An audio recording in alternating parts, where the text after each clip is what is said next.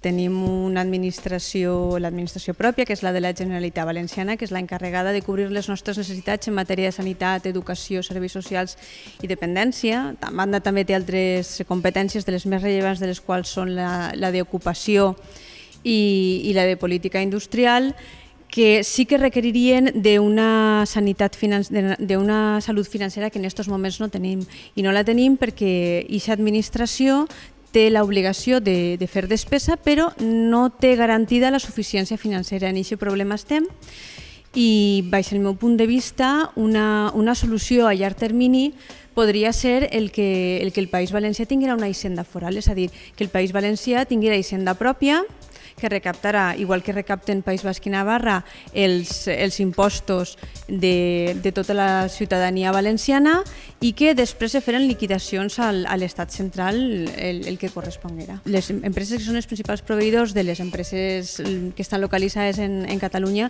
són les empreses valencianes. Per tant, tot el que li passe com a empresari als teus clients té algun tipus de repercussió en la teua empresa i el que puga patir Catalunya o anar-li bé a Catalunya, que no ho sabem, repercutirà en la nostra economia perquè són economies històricament interconnectades. Però no és una qüestió d'ara, és una qüestió de centenars i centenars d'anys enrere. Vull dir, les nostres empreses estan interconnectades, és el país veí en el que ens uneixen llaços culturals, però compte que ens uneixen també llaços econòmics i interessos comuns. Seria molt important tindre un teixit productiu autòcton i un teixit productiu que fora altament competitiu en el món.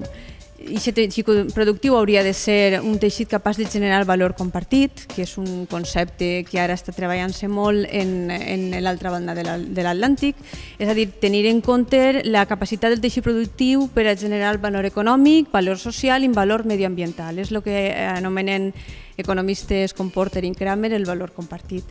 I aquest tipus d'empreses que a la vegada foren altament competitives serien capaços de generar llocs de treball que realment foren estables i foren remunerats d'una manera adequada per a que la gent no tinguera problemes per arribar a final de mes, tot i tindre un lloc de treball. Fer política econòmica, fer política industrial, fer política d'ocupació, sense ser una política on l'administració i la xicoteta mitjana empresa vagin de la mà, és una política que no pot tindre massa visos d'èxit.